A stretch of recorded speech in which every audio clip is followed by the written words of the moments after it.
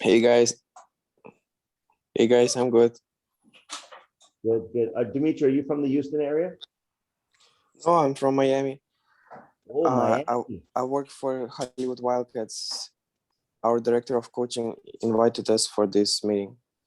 Oh, outstanding. Great. Cool. I've got some very good friends in Miami, and I also went to the University of South Florida in Tampa. Awesome. Cool. Thank you for having me. Yeah. I see Paul Declay from Trinidad and Tobago. Paul, how are you?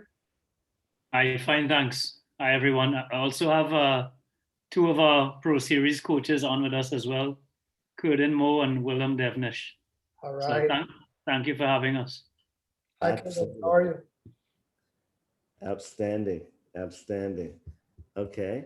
Well, Paul, if it's 1:02, so if you wanna wait a minute or two, or do you want to start it? It seems like people are still joining a little bit, straggling in here. We might want to maybe hold off for a couple of more minutes until everybody gets in. What do you think? Yeah, no, people kind of keep rolling in here for the next couple of minutes, but anytime you want to start, Tom, Fergus, I'm so excited about this one with Fergus. Fergus is a friend of Tom's, and Tom had mentioned about the possibility of Fergus joining us today. I honestly can tell you, I have not read any of his books yet, which is going to change, but a lot of people have, and a lot of people are really excited about his work. But Tom, if you want to kind of take it from there, and maybe how you guys met and lead us off. Yeah, sure. No problem. So yeah, like you said, I mean, it's great to have Fergus on here. This is an incredible opportunity to have someone like Fergus on here. Fergus is probably one of the most sought after speakers in the world in his field. This is a person that has literally worked at every single major sport that you can imagine. But just not just sports, but with the military, special forces, businesses. He's written books. His book, The Game Changer, The Art of Sports Science. It's literally a Bible about sports science. Fergus and I met at the ECNL annual conference in Las Vegas a few years back. There was only 3 presenters. It was myself, it was Fergus, and Chris Vanderhagen from the Belgium FA. And it was the 3 of us for 3 days. And I remember I would be watching Fergus's presentations, and I'd sometimes have to follow him, which is not a fun task because he's so good at presenting, and I never wanted his sessions to end. And also Chris Vanderhagen, as Fergus knows as well. I mean, these are 2 of the top presenters in the world. Now, I mean, Fergus has worked at Liverpool. He's worked for the San Francisco 49ers. He's worked at college football in Michigan. He's currently even advising to the head coach of the Carolina Panthers, of the NFL. He's worked with the New York Knicks and the NBA, Navy SEALs, British SAS. I mean, we could not get a better speaker. The problem has been, what are we going to ask him to speak about? Because he has such an enormous bandwidth or swath of information, just from his 2 books, The Art of the Game Changer book, and also 59 Lessons. 59 Lessons is literally on next to my bedstand in my bed. I keep reading it over and over because there's so many incredible stories in it. The foreword's written by a top Navy SEAL.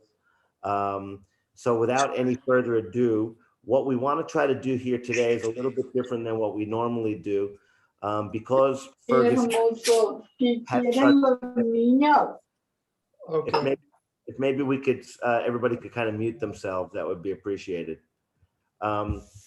So in deciding on what we wanted Fergus to present, because he's worked in so many different professional sports and he's done so many things, we wanted to give you guys more of an opportunity to interact, which is rare. Usually speakers come on, they speak for an hour, and then 1 or 2 questions, and then finished.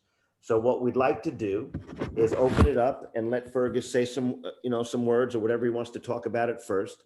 And then let's try to get into some conversations and some topics that you guys are interested in. And we'll take it from there. So with no further ado, Fergus, if you're still there. and you can jump on and give a little kind of intro. And by the way, happy 4th of July to at least the Americans that are celebrating it. I'm in Japan. I actually happened to have sushi. We didn't have fireworks yesterday, but happy 4th of July to everybody. And thanks for coming. We got about 30 people on here. So Fergus, if you could pop up here, so I can see that you're still on here. Still here. There we go, man. And you can talk about anything. You can talk about your baking hobby or, Yeah, or whatever you want to talk about. But bro, I'm so happy and thank you very much. I know that I owe you a big one here because usually you don't come onto these kind of forums because you're sought after by everybody in the world. So thank you very much. guys, thank you very much for having me. It's a pleasure to get this opportunity to talk to all of you. Tom's a hell of an agent. We had a great time speaking together. It was an absolute pleasure, and I was fascinated, by what you're speaking about, Tom, because and I remember watching you. Speaking, and I was kind of wishing that I had that opportunity when I was growing up, because in Ireland, my parents had actually moved back from the US, and so when I was younger, we had moved from one town to another, and I never really got involved in team sport at all.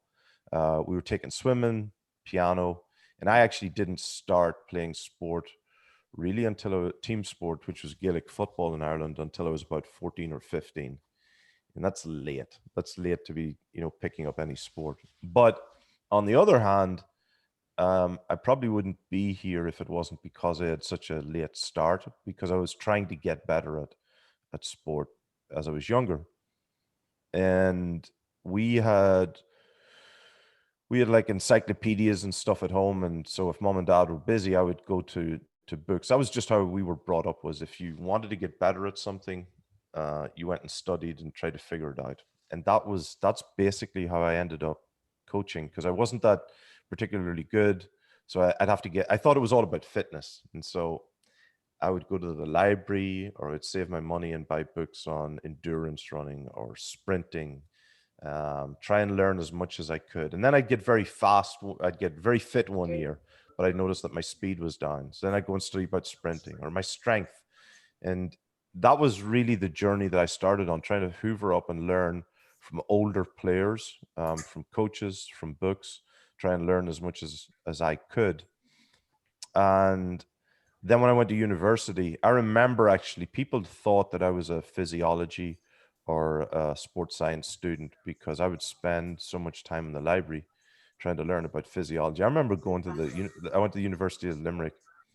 I remember going to the library, and I was like a kid in a candy store, because for the first time ever, I had all this information and I could learn. And looking back on it, I made so many mistakes, because to me it was at the start, it was endurance, it was fitness. That seemed to be my problem. Then I went trying to figure out, okay, but my speed is off. Why, what's the problem there? Go and study sprint coaches. Skill was never really, I always put it down to, or it always seemed to be, or from a coaching perspective, it was always fitness. That's always what it's, seemed to point to. You're not fast enough or not quick enough. I went to university, studied woodwork teaching. That's what I was going to be a woodwork and a construction studies teacher like my father. But I stayed on at university. I did a master's in manufacturing, did a PhD in computer-based optimization. But honestly, pretty much all of my free time, I either spent around coaches in the university, lectures. There was a National Training Institute. I would go down and pester them. So we would have Olympians coming in, Paula Radcliffe, Susie Favor-Hamilton. And I would go down just pestering them in the lab. And then when I graduated, I had what I would do at the weekends is I would buy 3 Sunday. For any of you young kids, there was these things called newspapers that you actually had to go to a store and buy with paper and read them. So I would go and buy 3 Sunday newspapers every weekend, and I would pull out the sports section. Everything else would just go to one side. I'd pull out the sports section, and I would go to the back of the articles, or go and look for the big long interviews on a Sunday. Great journalists like David Walsh or Paul Kimmage, who's a great friend of mine.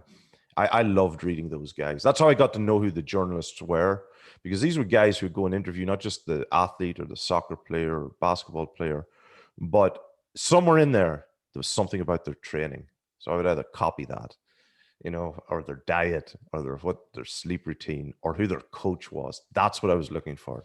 If I could find out who their coach was, I was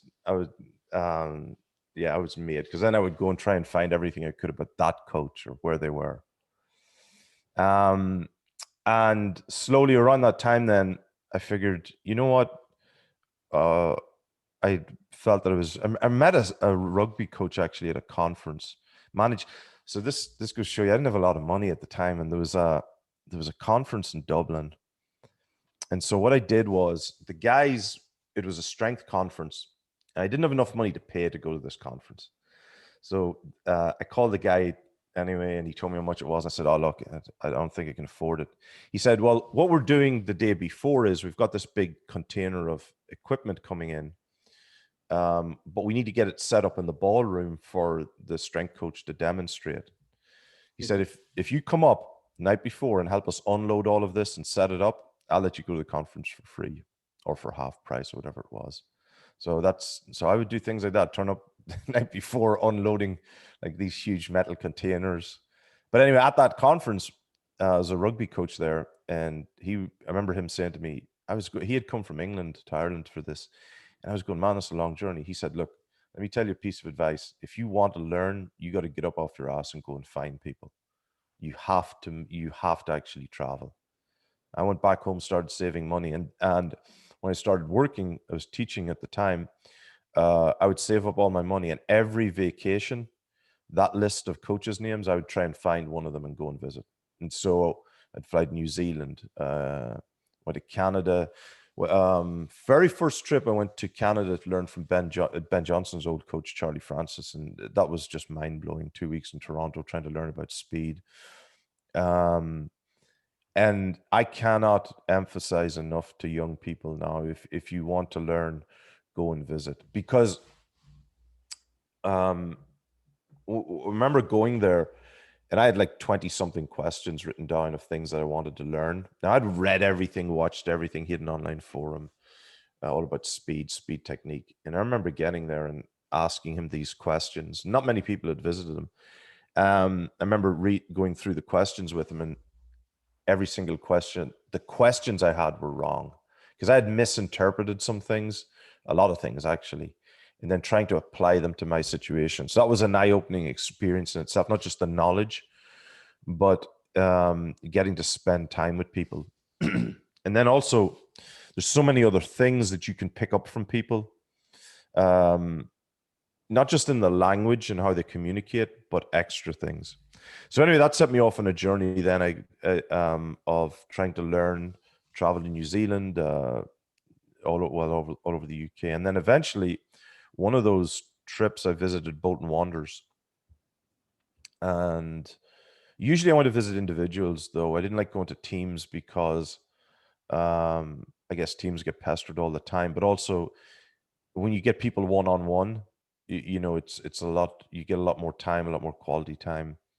And then Bolton Wanderers, at the time, Big Sam was there, and Sam Allardyce, and he was fascinating.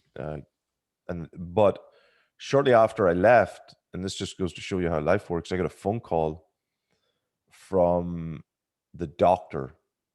So Big Sam had left Bolton Wanderers and gone to Newcastle, which actually didn't last long. But I got a phone call from the doctor. "Hey, Fergus, look, Big Sam has left, or the head coach has made change. We've all this sports science equipment. You seem to know a lot about it. We loved your passion. Would you be interested in a job?" So I went straight home. While I was at home, this is in the summer. I took a career break. I was teaching, took a 5-year career break. And I figured, I'll be back at this in a year's time. the career break was open-ended. The max it could have taken was 5 years. And I figured, okay, look, worst case scenario, I'm back after 12 months teaching. It'll have been an adventure. Best case scenario, I can ride out this 5 years there. But sure enough, I never looked back. And that's, I don't know, it's almost 20 years ago. And that opportunity then that was eye-opening, working with straight into a Premier League team. And so I've never worked with, academy or youth, and I don't have the appreciation for it's really, to be honest, Tom, a lot of that was why, when you were talking, a lot of that, it was really only then I started to truly appreciate.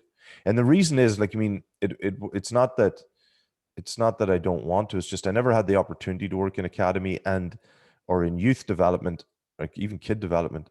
And the more that I started to become exposed to what it was, the greater appreciation I had for how complex it was.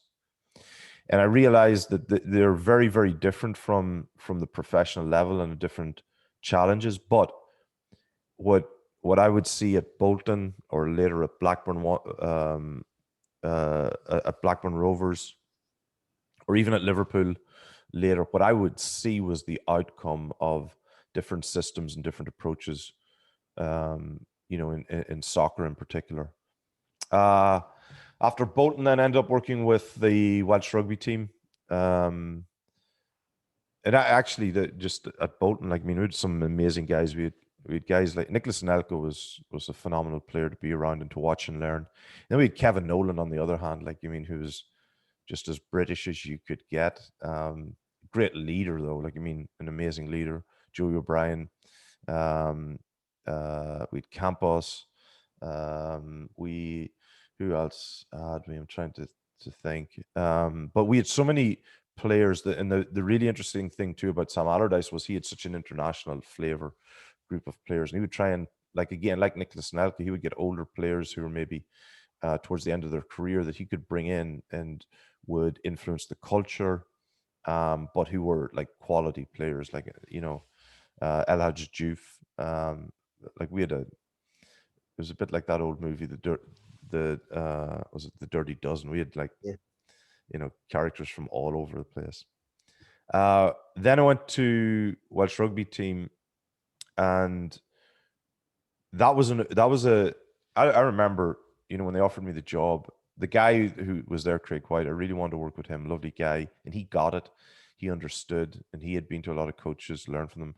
But I remember thinking, I don't want to work in rugby. I'm really happy in soccer.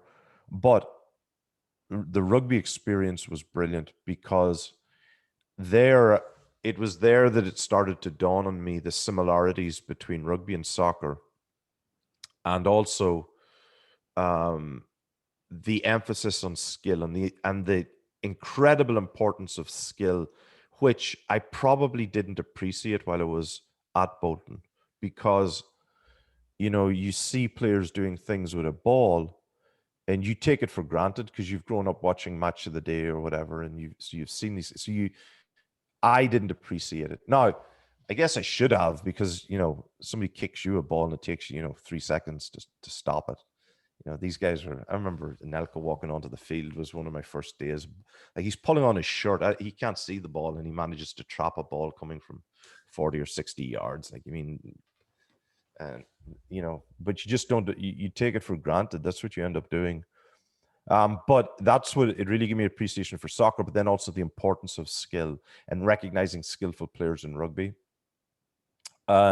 In rugby, there's such a far greater emphasis on strength and strength training. What it really gave me is, again, the appreciation of the understanding for was that in every team sport, and later on working in the NFL, in every team sport, it's really like keys on a piano. Every team sport consists of all of the same keys because we're all the same. The kids are all the same. The athletes are all the same. The only difference is some keys are played more than others. So the strength key is played more in rugby. The skill key is still played in rugby, but it's played a lot more in soccer. And that's how I see it. Every kid in every sport has all of these keys, psychological, physical, skill, all of them But in certain sports, they just play it a little bit more. But you need all of the keys. That's the important thing.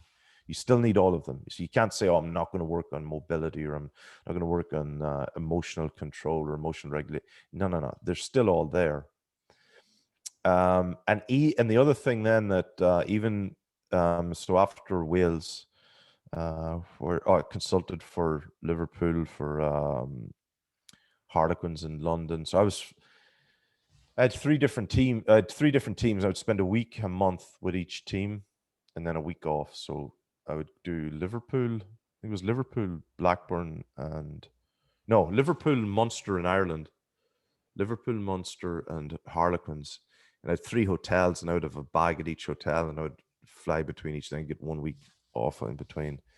And then I was offered a job with San Francisco 49ers, which I'd done a lot of consulting with different teams, Falcons, Jaguars, flying over and back, 49ers, and then they offered me a job. So that was about 8 years ago.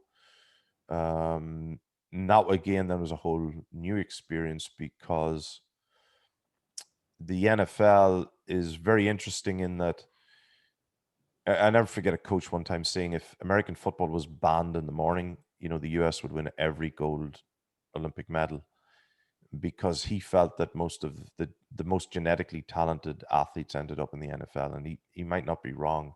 Like the number of kids who play American football then who filter down to the sport is huge.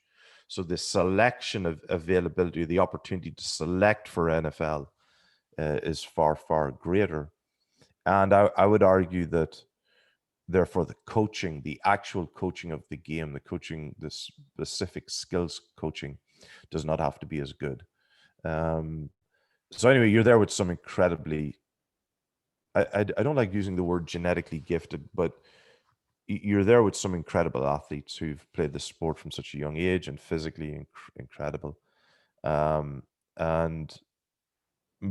again, one of the things as well with American football that really surprised me, I guess, looking back, were the number of coaches. You had a coach for everything. You also have a coach for opening the door bus. We used to have, was it 5 buses and 5 buses? So we'd land at the airport. I think it was 5 buses, and 2 of them were full of coaches. There's almost as many coaches as there are players. It was just ridiculous. Like, no offense to all you American football fans, but it's just too many coaches and assistants of a coach, and so everybody had to have their say, and then you've got strength training and the recovery and everything on top of it. It was an experience in itself, but there was a lot of room for improvement. And actually, the funny thing too is, in American football, incredible opportunity for improvement on the basics. So if I wanted to improve an American football team, the very first thing you would focus on are just the basic lifestyle things, because one of the other advantages of athletes who are so gifted is that they take things like sleep, nutrition, the basics, take those things for granted because the culture and everything else pushes them. So in order to help players have a long career, and that was really where that part of the learning really hit home, was these guys can play the game. I ain't going to show Kaepernick how to throw a ball or Frank Gore how to run a lot better, but what I can do is I can take care of everything off the field. So that's where I use this phrase, it's not about the 2 hours, it's about the 22 hours. It's about everything else away from the field. That's what we're going to focus on. Because the other thing too is, like I said, there was a coach for freaking everything. So I'm not going to start adding my voice to that about, yes, I can help a little bit in speed and here and there, but if I really want to make a difference, let's worry about the stuff off the field. And let me be one of those people who takes pressure off the player and let them learn, not get stuck in their way. I'll worry about everything else. So I'd be in there mixing protein shakes. We would have individual post-workout shakes. I looked like El Chapo. I had more powder because we had freaking 96 shakes and mixing powder all over the place for these guys. But again, that was an experience. Then went with Jim Harbaugh to the University of Michigan. So he left and went back to his alma mater. That was another experience. But in the university scene, we were working with kids. So we were recruiting kids out of high school, and coming from Europe and coming from Ireland, that's just, I know that's the norm for you guys, but in the US anyway, but man, that's just a different world. So you're going around, you know, to kids, or kids are coming in with their parents, and you're promising them the earth, and you know, showing them around. It was just that was just really, really interesting. But, and again, coming from Ireland, coming from Europe, the university system, like as a business, was mind blowing. That this in itself was literally, you know, a football team within a university. Like it's still, you know, what's the word? It confuses me. But anyway, that was a great experience, because you had so many kids coming in from so many different schools. Again, many of them athletically incredibly gifted, but then the coaching perceptions and the knowledge of coaching, the level of coaching intelligence, you know, again, in college sport, a lot of it's just about repetition, repetition, repetition, without actually making a true attempt to profile an athlete or understand how do they think, how do they learn, what's their style, rather than just we've got 150 kids, let's just push and see who comes out the other end. Reminds me of the old Chinese gymnastics programs. But that was an experience. One of the things there, over the strength and conditioning, nutrition, psychology, one of the other areas that I realized was really, really critical was the operations, because when you have everything locked down in terms of what the strength program is, the speed, how to try and improve. So we would change the schedule so that on a Wednesday they would try and work on the one thing that was their weakness. But the value of being organized, the value of being structured, the value of trying to sequence everything was invaluable, because it allowed me optimize like the meal time or the type of meal and different things. Why that became so important to me was these kids and athletes just getting thrown, or players are getting thrown so much information, so much training, so much stuff that I saw my job as being able to take pressure off them. If I could leave everything as organized as possible, they could just spend their conscious time concentrating on football. And that was a really, really important thing for me to focus on with those guys. In the end, you know, I think we made a difference early on, but you know, with the big thing I learned there was the ability of a head coach to overtrain players just by doing more and more reps. You know, a lot of kids just, you know, they will reach a point, but it's just not sustainable. Also did some consulting work with different special forces groups, and again, many of the same similarities and same challenges. What else? So, and yeah, a lot of stuff with different organizations like Google and whatnot on leadership and on developing the whole person, because for me, the goal has always been on high performance. How do I help somebody not just, you know, get to the top, but how do I get them to sustain performance? So, yeah, so for the last 2 or 3 years, most of my work has been consulting. Yeah, I wrote Game Changer while I was at the University of Michigan and a few other things. And you know, thank you, Tom, for the kind words. For me, the books that I write are really about sharing my combination of experience, learning, and putting it out there is what I believe at this moment in time to be the best way to do things. One thing I will say is, and this bugs the hell out of me, I hate when there are cults and people who just agree with things blindly, who just take things, because I've never done that. And so don't ever take anything that I say as absolute. It's what I honestly believe to be the best way to do things, but challenge it. You know, why does it, or if you're going to try it. Why does it not work for me? Or, you know, is using the right word or whatever. But I think that's really important for coaches if they want to learn, because it's just far too easy. Oh, I'll give you an example, actually. Best example. Well, there's so many examples, but one was, so a number of years ago, I wanted to spend some time with It was well, it was actually what it was. Yeah, I was at Liverpool, and Brendan Rodgers had he was doing this thing. He didn't really call it tactical periodization, but I guess while he was at Chelsea, Mourinho was with the first team. He was with the kids, and he would go and watch them. And I think he managed to get Mourinho's folder. Anyway, he had this diagram of what a week should look like, and what's he trying to do? And anyway, I went to visit Vitor Frade years ago. Lovely guy. And there with a translator. I think I told this story, Tom. I'm there with it. Vitor Frade is this lovely old guy, like flowing gray hair. Should be a movie star. And not a big guy. And he's sitting across the table. So I have a translator because he doesn't speak any English. And I don't speak any Portuguese. And we're sitting across the table for days on end. And he's there explaining the concept of tactical periodization. And again, that's another example of, I thought it was this, because there weren't many articles, there were a few things. I thought it was this, but no, it's something completely different. And the translator's explaining, and it was painstakingly slow. But I remember I had Brendan Rodgers' sheet, and I remember showing it to him. He laughed. He said, "That's not tactical periodization at all." He said, and he started to explain to me about what it was. And I had so much data as well. That was the other thing. He was saying, no, that's not what it's about. There's a guy who's mentored. While actually we were sitting there, his phone would go off, and it was Mourinho, calling him, and Rua Faria, calling him, texting him. Where were they at the time? It might have been just at United or Chelsea. I can't remember.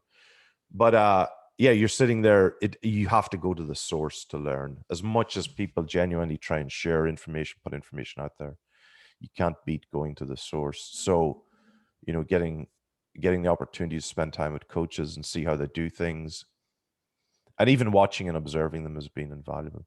So anyway, without boring you guys for any longer, that's just a short run through some of the things, and I'm sure I've left plenty out. Tom, is there anything that I left out? I mean, that's excellent. I mean, you've got so much wealth of information and experiences and things. Could you kind of describe in a kind of just a simple explanation, because I think there's a lot of people that probably don't understand even like what is a sports science department in a professional club or in an organization? What actually are you responsible for doing? Yeah, so at Bolton Wanderers, when I got there, it was all heart rate monitors. That's what they were using. And so I did some of the strength training. They had a strength coach, guy Phil Richards. Actually, so we had Amir Khan, who was a boxer, would come in as well. Oh, brilliant story. Funny story. I'll come back to that once. So anyway, we're there one time at the weekend, and we had a weekend off. And so Les Ferdinand comes in, and Les was trying to get in shape for something or other. He'd landed his helicopter on the plane out on the field outside. So there's nobody around, none of the players. And he must have had a cousin or friend or something. Anyway, so we're there, and it was showing him around in the gym, and things have changed a lot. Les is a big guy, strong guy, and so we're showing him around the weight room, and so showing him the heart rate monitors. And now this was a bit of fortune. Bolton Wanderers at the time under Sam Allardyce were so far ahead in terms of, it's not necessarily that Sam was doing things better than other teams, but he was aware of analysis, the importance of massage, a gym, strength training. Like, we actually had those things.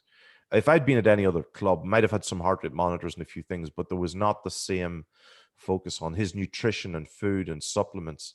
Like, he spent money on those things. There were one or two players, I won't mention any names, that were fined like so much for being late and stuff. Like, I mean, that's where all the money would go. He would spend money.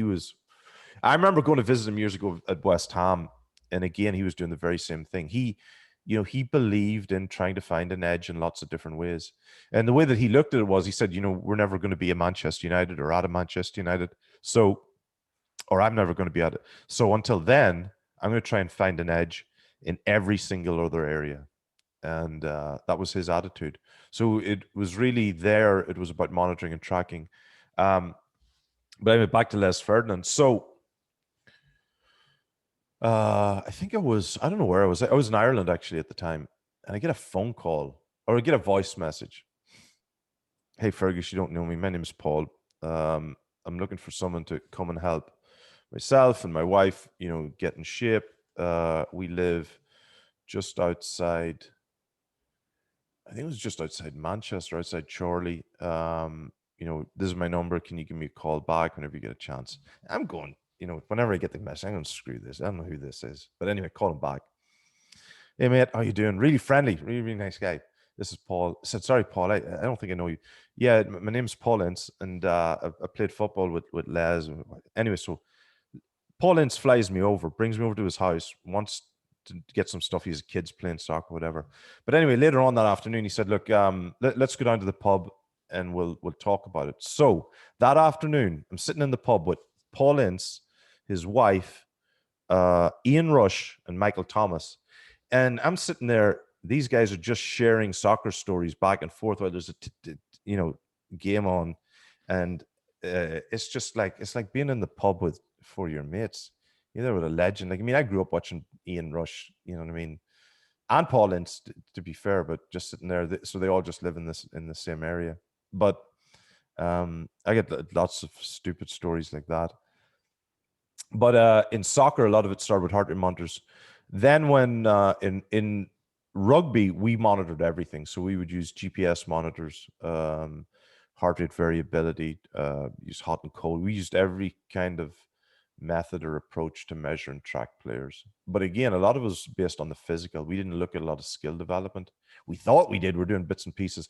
The great thing, in rugby, so we would wear scrum caps, put cameras on tops of guys' heads, to see what they were looking at or what we thought. Did some vision testing. And we didn't do vision testing in the traditional sense. Like we did, yes, optometry, but then we did ophthalmology testing and then sports vision. There's a really smart girl, Sue Wilson, I think is it Sue Wilson? No, it's not Sue Wilson. Quiet Eye. Her name will come to me. Anyway, who focus. Anyway, there's so many different experts that we would go and learn from. In the US, then a lot less sports science, but at that stage, I saw the advantage in not just necessarily in sports science, but being a performance director. So managing the strength coach, nutritionist, the psychologist, even the medical staff, and then having a psychologist, which, is more and more important. And even now, it's hard to find good psychologists or smart psychologists in sport.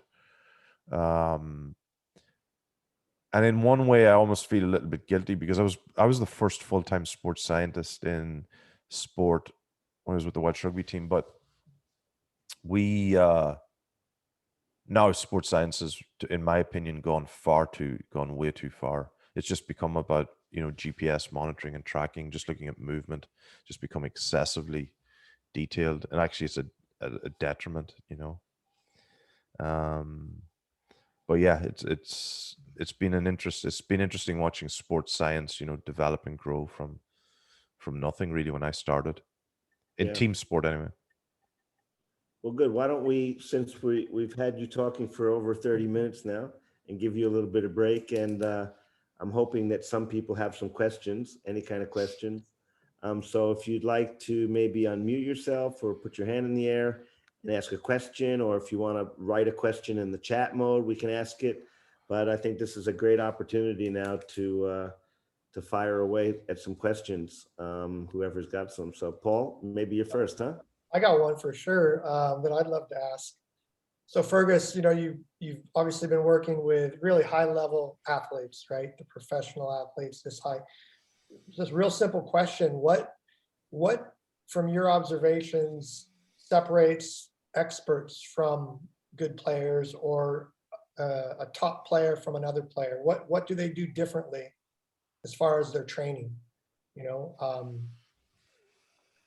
How do the top players practice differently? Here's a pro tip. When somebody says, I've got a simple question for you, an easy question for you, that's not, they're lying straight away. I am glad you asked that question genuinely, because that was so there's two questions that always used to be in the back of my mind. One was, how do I make this player, a better player overall? Like, and really not just, how do I make him faster? But this was slowly one of the questions that would always be in the back of my mind is, how do I make him better? And, I knew eventually it wasn't just about speed or just about strength, because that became apparent, I'd gone as speed coaches, strength coaches. And so, okay, there's something more to it. There's skill development and there's psychology. So, but then later on, the other question was like, what separates the great from the good? Being really Machiavellian about that answer, the only way that somebody becomes a great athlete is, first of all, by staying in the game as long as possible. Right? That's the very first thing. There's no great athlete has only played for a season or two. So the basis for that is fundamentally their health. And their health, by health, I mean mental and physical health. There's been lots of athletes have come into any league and got injured early, and could have been they were the next Michael Jordan or the next Pele. It's happened so many times, right? So they get injured. So physical health is important, but also mental health. There's been lots of guys who've come into leagues and not managed to make it, or got distracted with off field. But in terms of practice, it's not been that they've practiced the hardest, It's not. I've been there. I've been at all of these. There's guys who've messed around. There's guys who've played. There's going to be a pain in the ass. There have been some that have worked hard. But the one thing that I do think all great players have had is that in the actual practice, they've been present. And, when they've been practicing, they've been focused and present. And I think one of the lessons that I learned early on, partly because you don't have a choice, is if you turn up to 30 professional athletes, all of them, every single one of them, who are probably earning more in a week than you're going to earn all year, and some of them are play acting, some of them are messing, some of them are really focused, whatever. There's an all mixture. You can't force any of these guys to do anything. So you got to win them over. And I don't mean by, telling them they're great, but you got to get them on side. What you notice is that they'll all do different things, but when it comes to the game, they're fully invested in the game or the practice or whatever it is. They're not distracted, not because they don't want to be. It's that they are focused on the game and they concentrate and compete so much. Like a bomb could go off nearby in practice while they're playing a small-sided game, and it'll take them 2 or 3 minutes to realize something. Well, they're so involved and present. It's not that they're all disciplined. It's not that they all don't eat McDonald's. Don't get me wrong. Now, 80% of the time, or whatever, pick a number, they do the right thing, but they're not perfect. But definitely in practice, they are fully invested. And I think that is how so many of them learn. And I think a lot of the time for coaches, our job a lot of the time is to get out of the way, I use this analogy because I don't have a better one, and it might be politically incorrect. I don't care. But it's like if you've got wild horses in a field, and your job is to put the fences around in the right way. They're going to run around inside. Your job is to manage the fences, like to change the size of the fences. You can't, talk to each individual horse and get them to do exactly what you want. They're still going to do their thing, but you can move the fences in a different way. And I think that's really important to recognize, because you can't do it with the pros. And then you ask yourself, well, how did they make it here? This guy turns up a little bit late, or this guy's always talking, or this guy. But you slowly realize they're just really well-paid kids. Some guys always want attention. Some guy wants to be the joke or whatever. So you can't bully or intimidate them. but you got to get them playing the game. You got to get them focused. But being present is really, really important, because I would go back to looking at some of the great players or great athletes I've been around. When you sit down and talk to them, they all learned playing, as kids. They all learned a love for this game, playing without parents or coaches bugging them initially. So they were all on a field somewhere, they were all on a street, they were in someone's backyard, and they were Pele, or they were Messi, or they were Ronaldo. Like in that window, in that moment, that's who they were. Like they had 80, 60,000 people cheering at them in there. Like, mom's calling them in for dinner. They don't care. They had 80,000 people. They got to score this next goal. They are present. Somebody comes in to tackle them. They absorb every single moment, balance, emotion, every single thing. They're absorbing that in those, when they're 5, 6, whatever, as they're playing with each other. And that's how they learn. They screw up, they fall. Somebody teases them. They got to get a little bit thicker skin. And that's how they learn. It was being present. And I think sometimes in a lot of sports, we overcoach. Again, the fences are those things that we've got control over, but we don't. We don't actually. We focus too much on intervening and not letting them learn. Learn themselves as they did.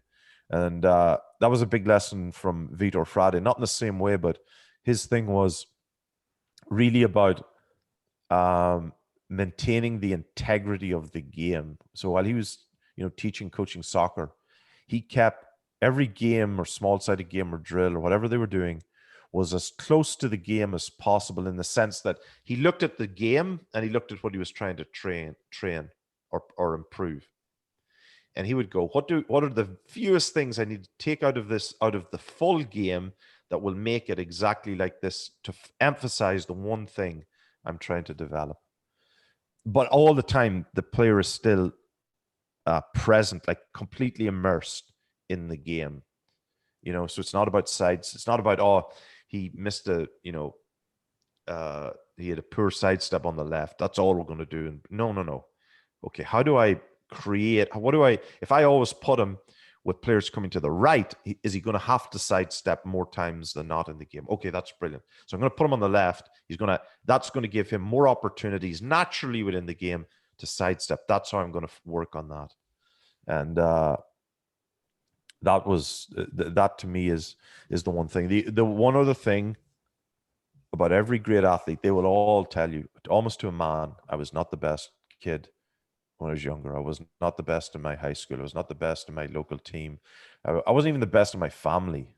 My older brother was better, but he didn't stick at it, or, he got distracted, or he got into girls, or whatever it is. But they were never the best.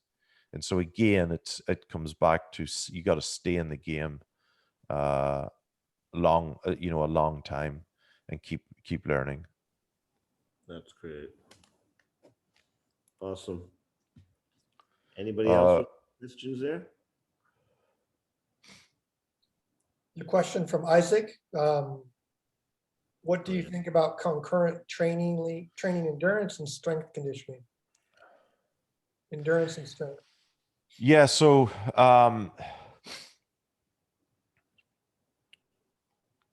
when I started out in sport,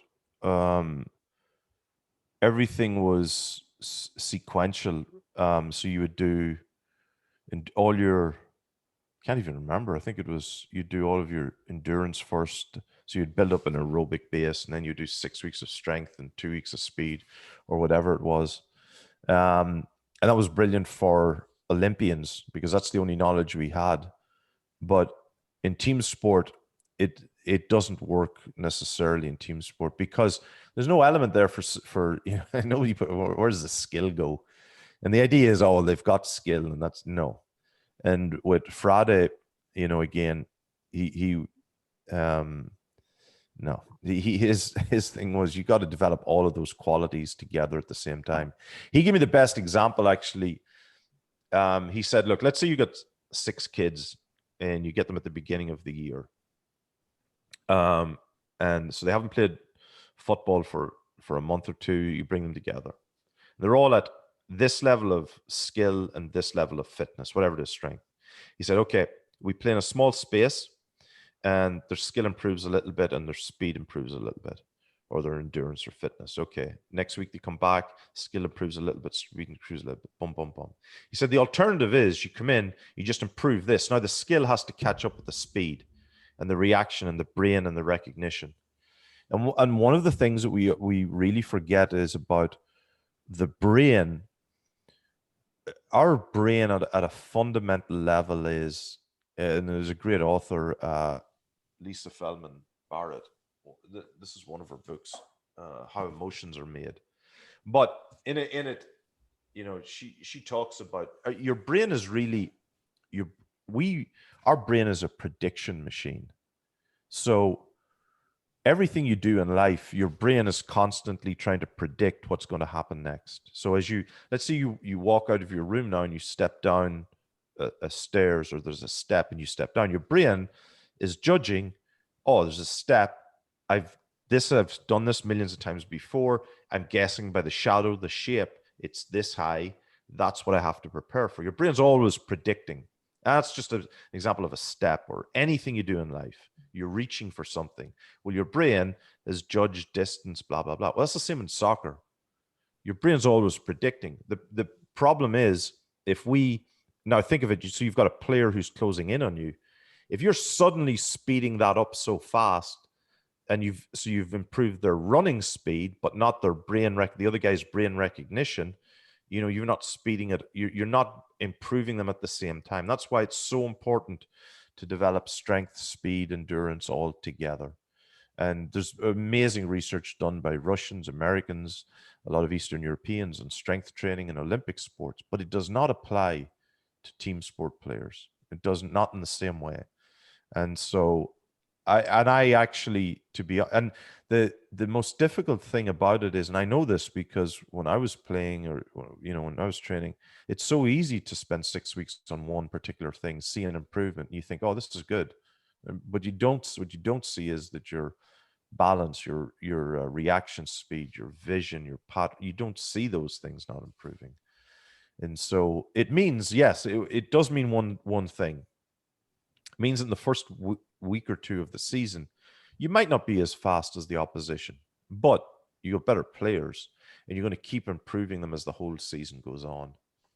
One other story, Al Vermeil was the strength coach for the Chicago Bulls team, the great Chicago Bulls team with Pippen and Rodman and some guy called Michael Jordan. But anyway, I remember asking him, how do you guys peak at the end of the season? And I drew this curve, like, you mean, that would go up, and he took the pen off me and he drew a straight line. He said, we don't peak. He said, we stay at the same level. He said, because we can't. So we have such a short off season. He said, what we don't do is we don't do this. We don't fall off at the end of the season. Now you go back to Friday, or you go back to soccer, it's almost year round. And I don't have a problem with sport being year round, so long as you're not killing kids. You just vary the tempo a little bit. And anyway, he was saying, no, he said, we can't. So we don't get 6 weeks to work on endurance. We just stay at a healthy level. And we can rise a little bit when we need to, but we certainly don't fall off. And so I believe in team sport. Yeah, you develop, you have to develop all of the qualities. But that's the big thing in soccer is that unlike probably most other team sports, soccer is probably so much more reliant on technical and tactical skill than anything else.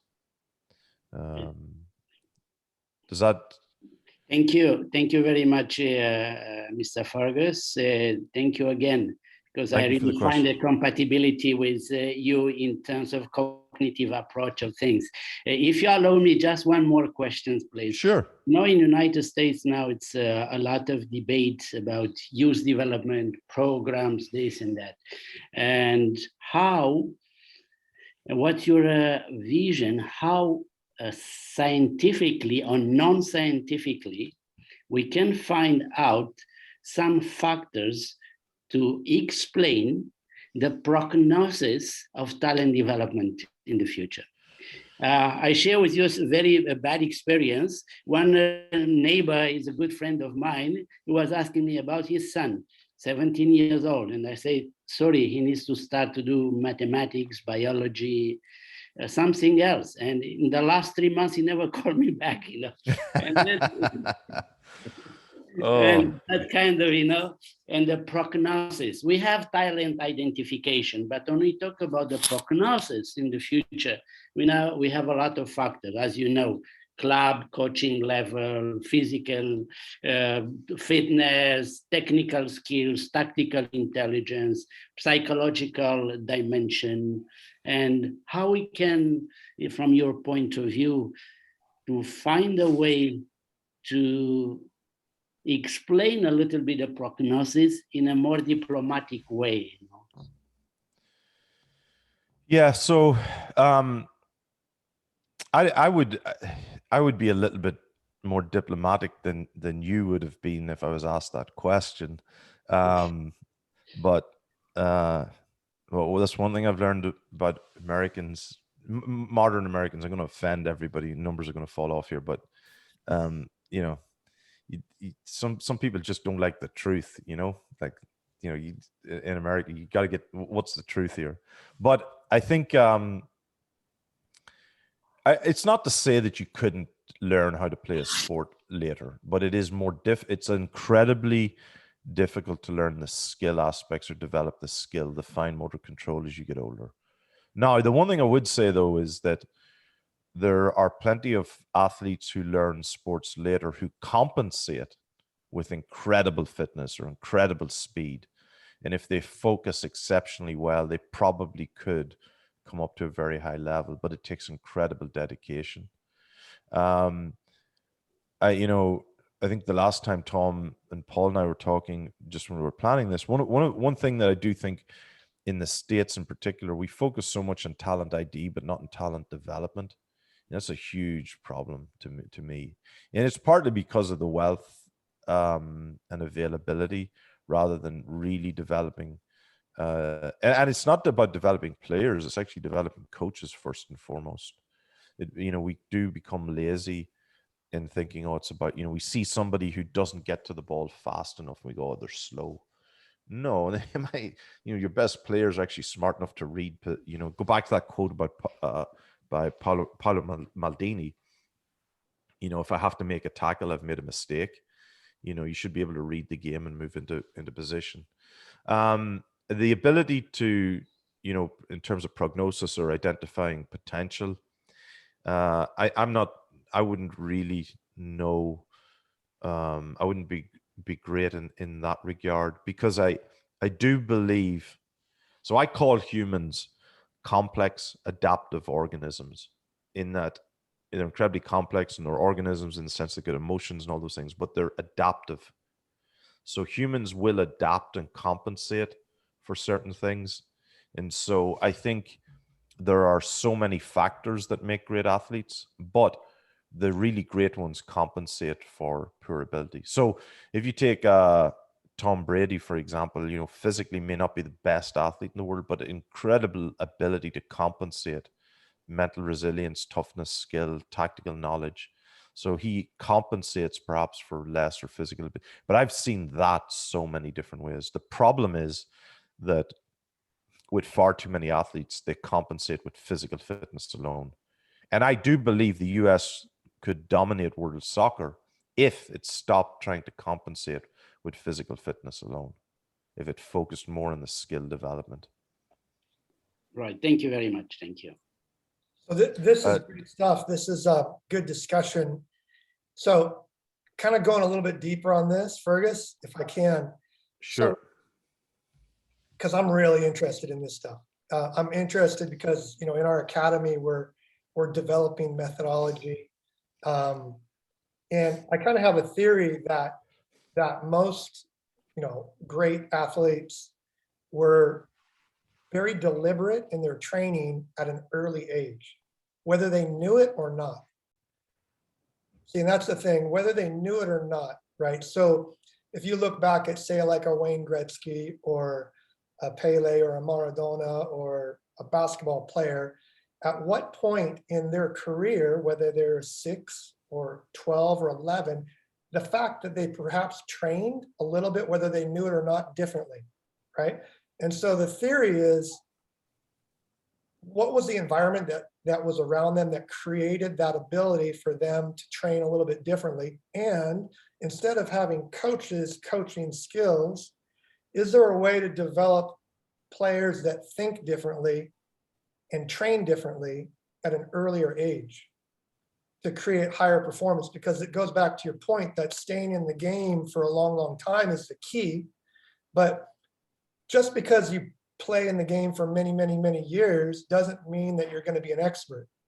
It's really about the quality and of how you practice and how you train, you know, because a doctor for 20 years can be a doctor for 20 years, but a doctor for 5 years perhaps can be developing at a different rate, right? At a higher rate. So that's really interesting to me. I don't know if that leads on to any more discussion, but. Yeah, so a few things. One is that, to me, a coach is a facilitator.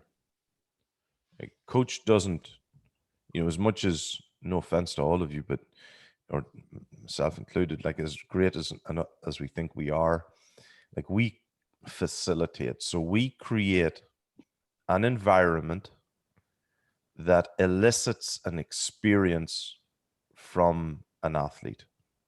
So if you think of kids or animals or, you know, your pets, you know, as much as you're trying to coach or train them, what you're doing is you're creating an environment and they get a response from it. Now, so, you know, if a kid does something and you shout at them, you might think that you're coaching them, but really it's what they respond. Like what, like, you mean, do they take it as a positive? Do they take, like, it's what do they experience? So you're creating an environment that elicits a response or an experience in them. And the reason that's so important is that you can have lots of kids and they all take a different experience from the same coaching input, depending on where they are. So stop, you know, thinking about, oh, I'm going to tell him how to, or I'm going to, no, what experience is he getting from that? So you can, like, I mean, you can have a game as a coach and you can be annoyed with some kids after it, or you can be annoyed with the team after it.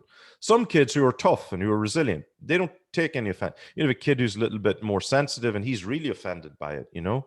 So it's what it's just it's recognizing that we create. Now back to like kids who become truly great. You know, if you take the Gretzkys, the Jordans, many of these kids, they're, in many cases, they're not the eldest. So the irony is that they're not getting as much direct one-on-one. Like everybody says, oh, it's because he was younger and he wanted to beat his older brother. No, sometimes it's because the parent wasn't as pushy on him as he was the eldest player. Sometimes that's the real reason, you know. The other thing is, with a lot of kids as well, our job really is to, you know, create different stimuli that they get a response from. So allow them to make mistakes. Again, many of these kids were fully present. Like they, you know, Michael Jordan, Wayne Gretzky, they did not hate the game. Like they enjoyed turning up and learning, making mistakes. You know, they enjoyed it. It was enjoyable. It wasn't like abusive. It wasn't, you know, so they kept turning up. It was another reason to keep turning up. That's not to say that occasionally there wasn't some really hard training and really tough experiences, but on the whole, they enjoyed it. And it wasn't solely about winning either. It was about being present. So I do believe a lot of it's about, you know, creating an environment where they want to, first of all, they want to turn up, you know, they have to want to be there.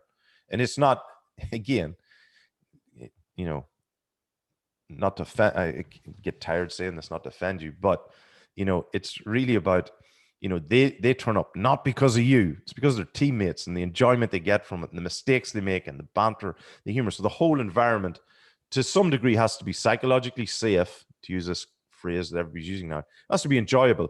There's still pressure, still make mistakes, screw up, and there's banter and there's humor, but the whole experience is positive and they get to keep doing things time and time again. And I think that's what really makes them. But many of the great players, again, I keep going back to it, but like, I mean, Gretzky's, Messi, Ronaldo, all of these guys, they didn't They didn't have a lot of great coaches when they were younger. Or maybe they did. Maybe those coaches were the ones who kind of stayed out of the way a little bit more than we do now. You know, you don't have to. One of the things that bug me about, you know, sometimes going to watch some kids play is every bloody mistake that was being made, somebody shouting at them, telling them what they did wrong. Kid knows he did it wrong. You don't need to tell him, you know, tell him something that he doesn't know, you know, don't tell him the obvious. You know, you Captain freaking Obvious stand beside you on the sideline. My buddy has a son who played, you know, you've got all of these parents shouting at the obvious mistake, and you half the time you're wondering, are you shouting for the other parents to have this perception that you know more than them about? But I'm thinking about the kid at the end. The kid knows he made a mistake, but now he's had 4 voices shouting at him, and now he can't concentrate on recalling the mistake he made, so he doesn't make it the next time because he's got mom and he's got buddy and he's got uncle over here shouting. And so just when you think about the kids, you know, there's a great quote actually believe it or not, this is probably the first time this has ever happened, but a great quote by Machiavelli, Niccolo Machiavelli. And he talks about generals. How should you punish a general who made a mistake? And it's incredibly insightful. He said, never punish a general who made a mistake out of ignorance. And his rationale was that if you punish a general who made a mistake with the best intentions, but just didn't have all of the knowledge, never punish them, honor them and praise them, because every other general is going to look and they're not going to want to try anything, or they're not going to want to do it. If you didn't know something, that's your fault. You didn't teach him, you didn't upskill him, you didn't get him to that level of knowledge, but you always want people to keep doing things, keep trying things. The same with kids. You know, if somebody makes a mistake, don't punish them or shout at them.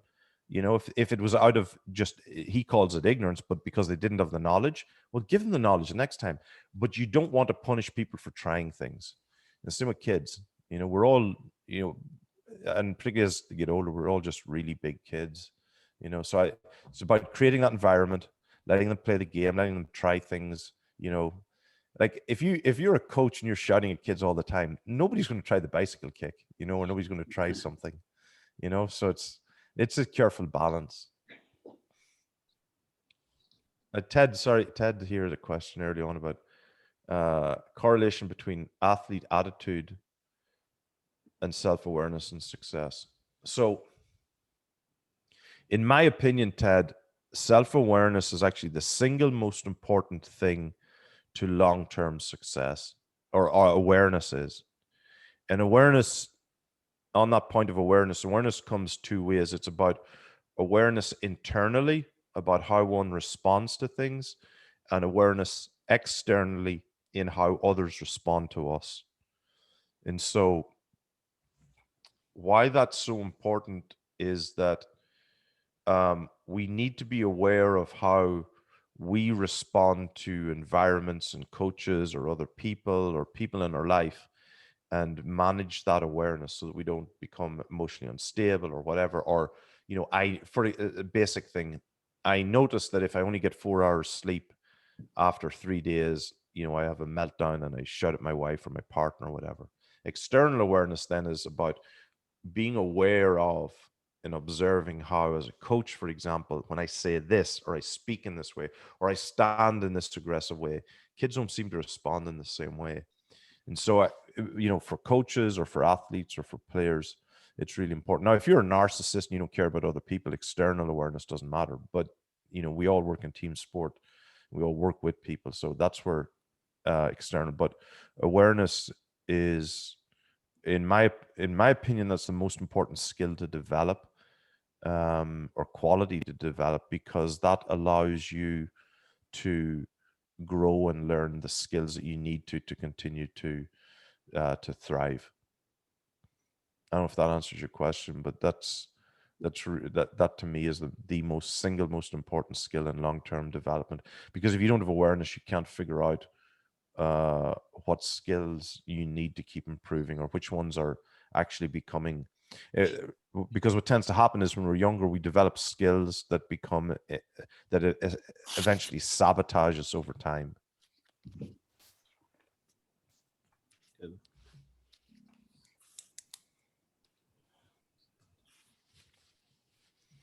Good stuff.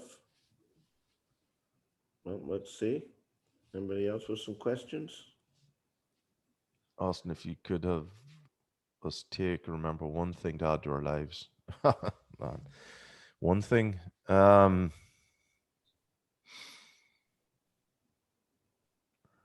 I don't have one thing. There's so many different things I can't think of. I can't think of one single thing.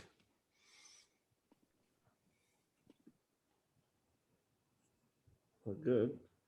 I have a quick question. Fergus, thank you for your time, first of all, and your No expertise. problem. You've shared a little bit about, what you've seen from coaches that get too involved, or, they don't kind of let the kids, do their own thing. Could you think of, or maybe that's the one, but could you think of one thing that gets in the way, that really is a negative characteristic of coaches that are trying to get the most out of their players? Yeah, so most of the best coaches I've been around, or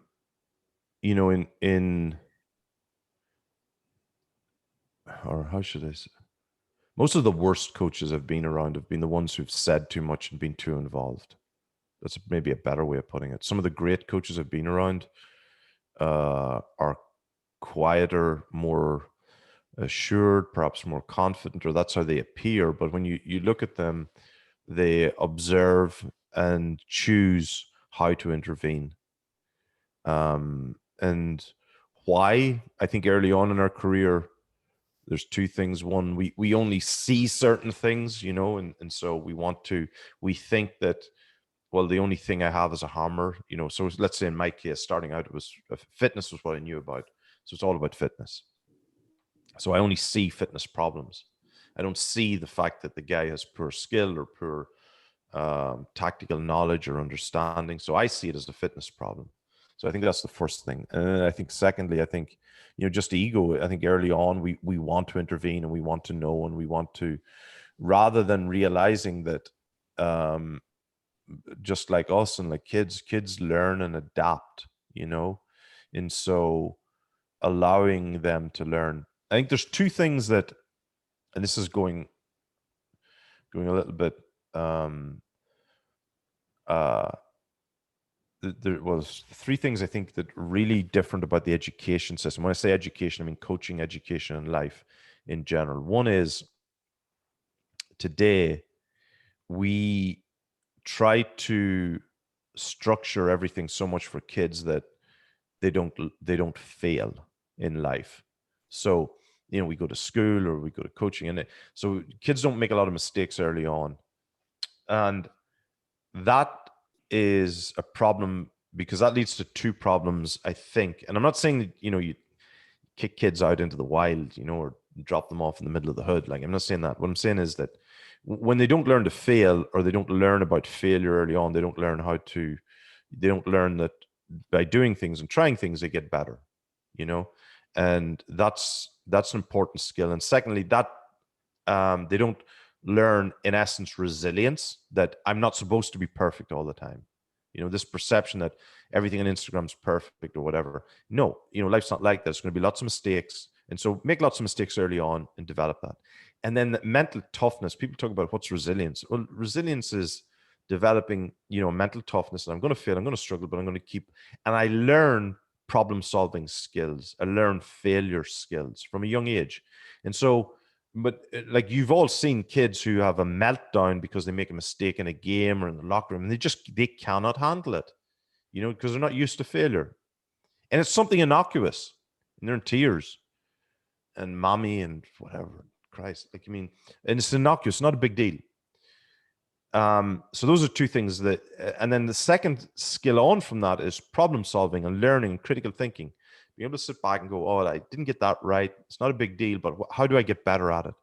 So we as coaches need to create environments for kids to fail in a safe way, and then ask them, okay, so that didn't go so well, guys, did it? We got, it's 21-0 to the other team. Like, I mean, it didn't go so well. Like, what did we do wrong? What do we need to work on? And let them, and now by asking them questions, you're encouraging them to reflect, and teaching them how to reflect. And the second or the third thing that I think is a big issue in the education system in the Western world across the board is it's very much focused on rote learning. Perception is that, so in life, if I want to get on in life, I want to get a degree or whatever, what I do is I learn, teacher tells me ABC, I learn ABC, I go into an exam, ABC, rather than, oh, he's asking me about A, B, what comes next, go figure it out, blah, blah, blah, come back. It might be, BCA or whatever, so we don't really focus on this problem solving. Now, in a game, if a player's out of position and a goal is scored, the last thing you want are the kids to come back and say, oh, well, Johnny was out of position, so, we lost. That's a problem. Solve it. Figure it out.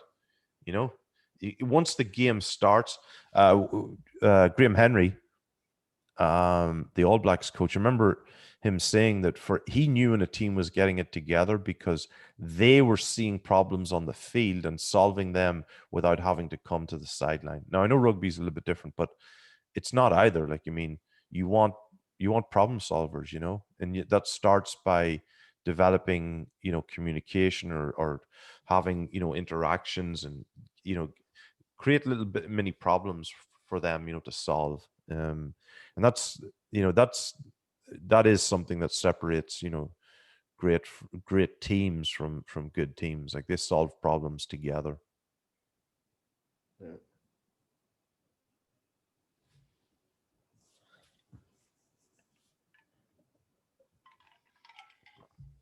Great stuff, guys.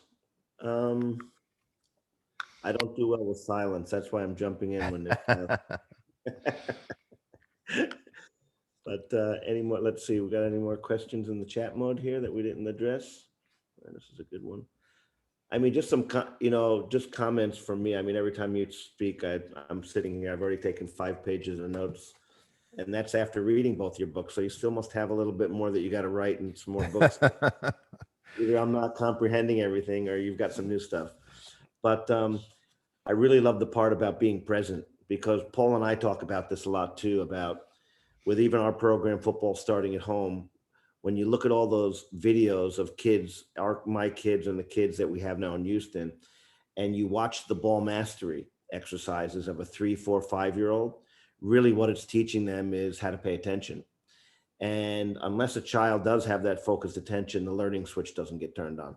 And that's regardless if you can bring the best teacher or the best coach.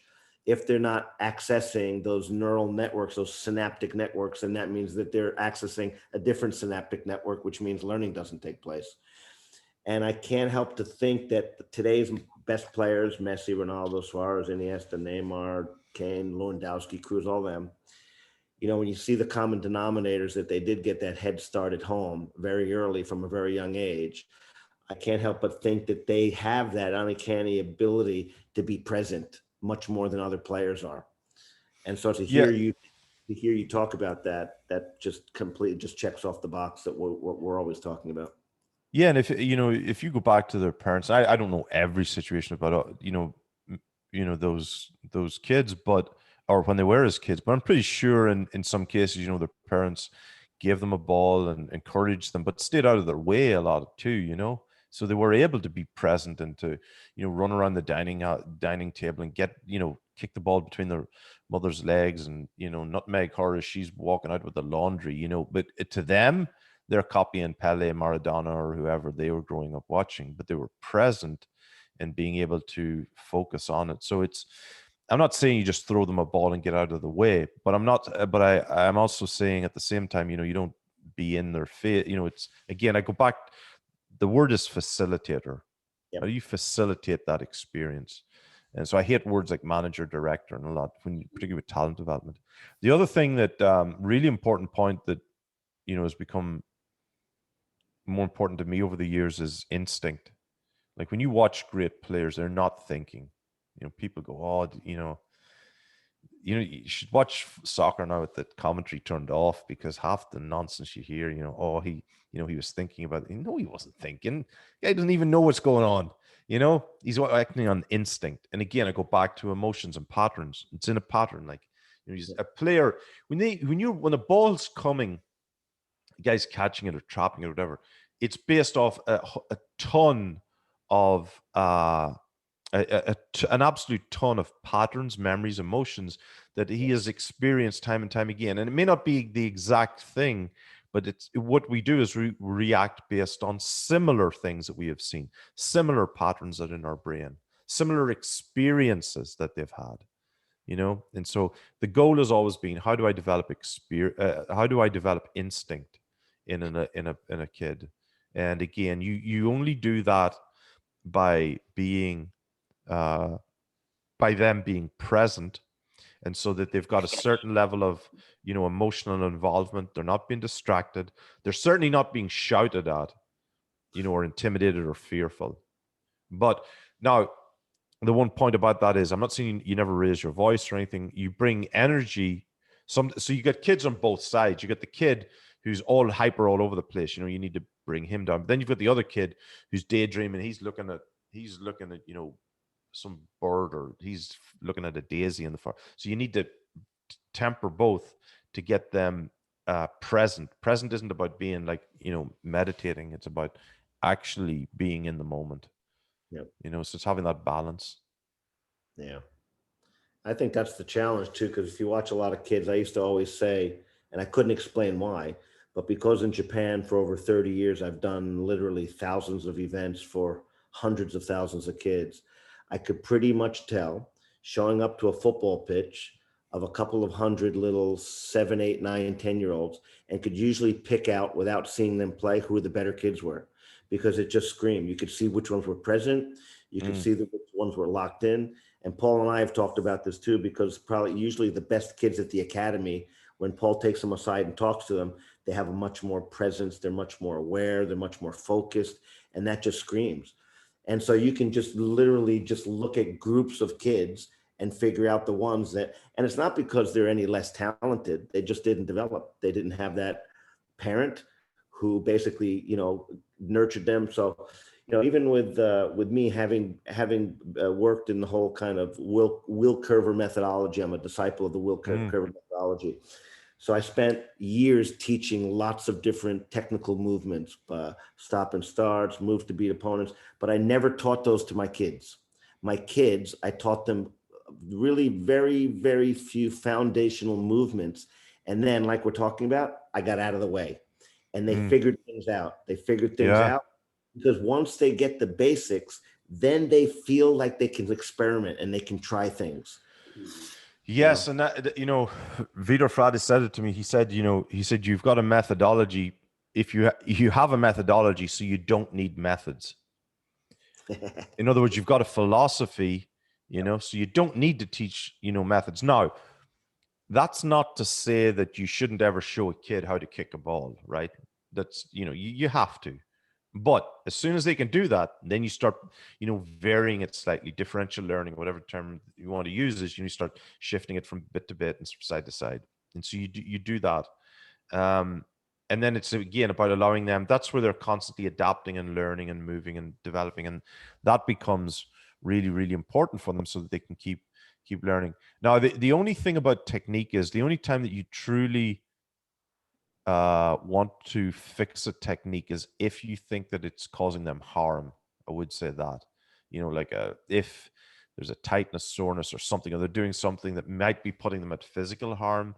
Yeah, but generally the body, every kid is going to figure out the optimal way for them to pass a ball, and so that that's what you have to allow them. But this idea of like, just rote learning a basic skill doesn't, it's not going to work. Absolutely. Well, what do you guys say? I mean, we've gotten 90 minutes out of Fergus here. I think that's pretty darn good. unless someone's got some pressing questions. Wait, a couple more things in the chat here just to see that we don't miss any correlation between attitude. Excellent. Da, da, da, da. Thank you so much. Great information. How kids, some good insights. Yeah.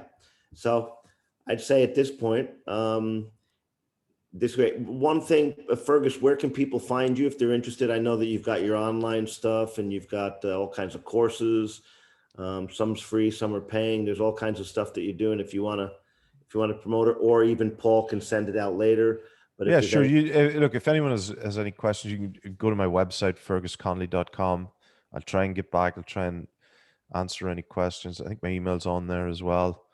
Yeah, like, I mean, you guys mentioned the books. I do have a 12-month online course that'll be coming out later on.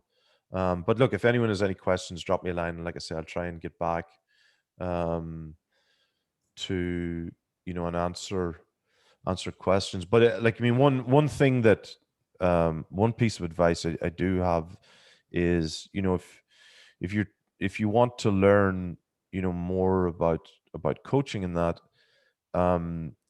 yes, there are some good coaches and sources of knowledge, but don't be afraid to go and learn outside of sport.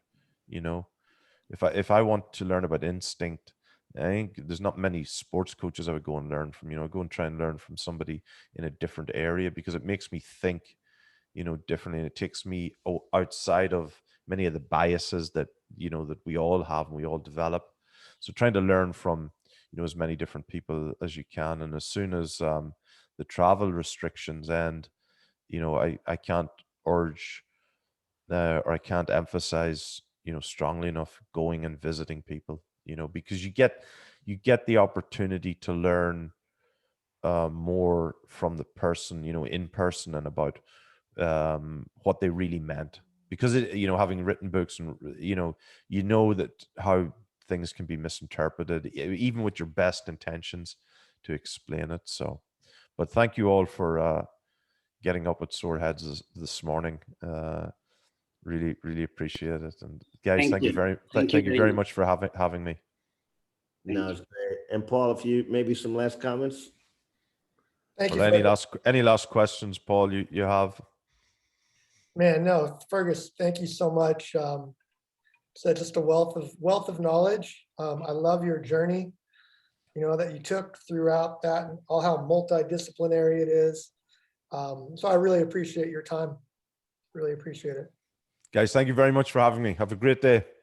Hey, Thank you so much. Get back in the kitchen, Fergus. See you later. Get back baking. Yeah. Bye, guys. See you guys. Thanks so much. All right, bye. Bye, everyone.